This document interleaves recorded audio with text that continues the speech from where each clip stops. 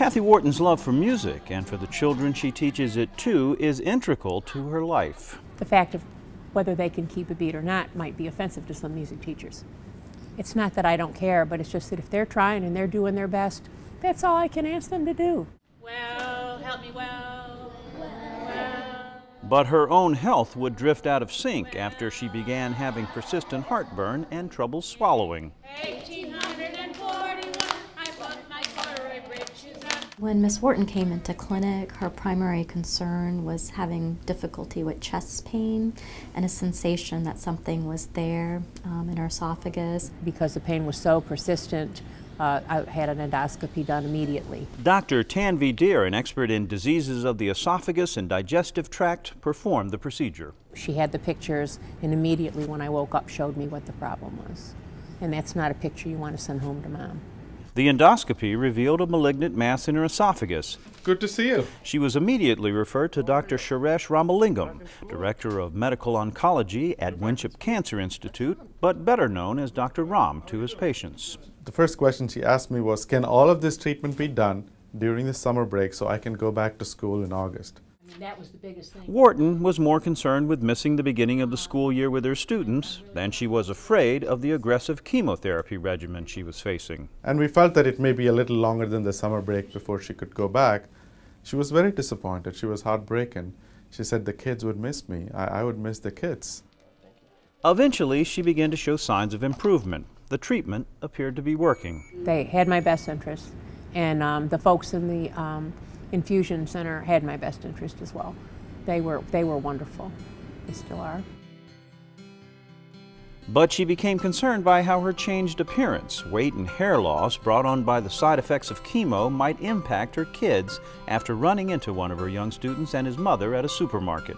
And his mom waved at me and he looked at me and he didn't recognize me at all and he hid behind her and that broke my heart. And that's a child I taught since kindergarten, but I changed so much. He realized afterwards that it was Miss Whorton, but that said to me, you're going to have to do something to teach them that it's okay. So on her first day back in class, she used her own recovery as a teachable moment. That's when I started to say, I see that some of you guys have changed. And I looked and I said, you got some teeth, and you've lost some teeth, and you got your hair cut, and I noticed shoes, and just noticed different things about them. And I said, and then I know you noticed that I've changed too. Then I said, for those of you, that have asked me, yes, I have been sick, but I'm not sick now. I'm back. It was a well-aimed jab. We are inspired every day by the courage and determination shown by our patients. Just because you happen to be in love. If I whined and I cried, what good is that? It wastes energy that I could be using in my body to fight this illness. It's a sneaky disease. Dr. Ram and I agree on that. It is a sneaky, dreadful disease. Fortunately, Emory has the experts and resources ready to face the challenge when it arises. Part of an elite group of cancer centers nationwide that are on the forefront of the battle against cancer, Winship at Emory offers expert multidisciplinary care and access to the latest research. Our hope and mission is to improve the outcomes for patients with every stage of cancer. Every patient with cancer. And not just patients at Winship, but patients all over the world.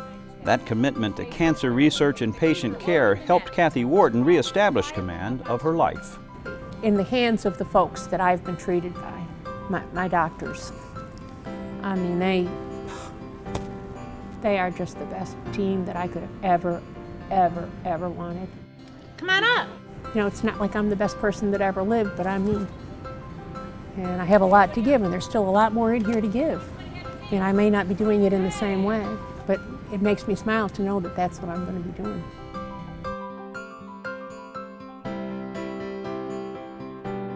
This video was made possible by generous donations from Emory healthcare employees and the community. To make a gift that makes a difference to patients and families, please call 404-712-GIVE. Thank you.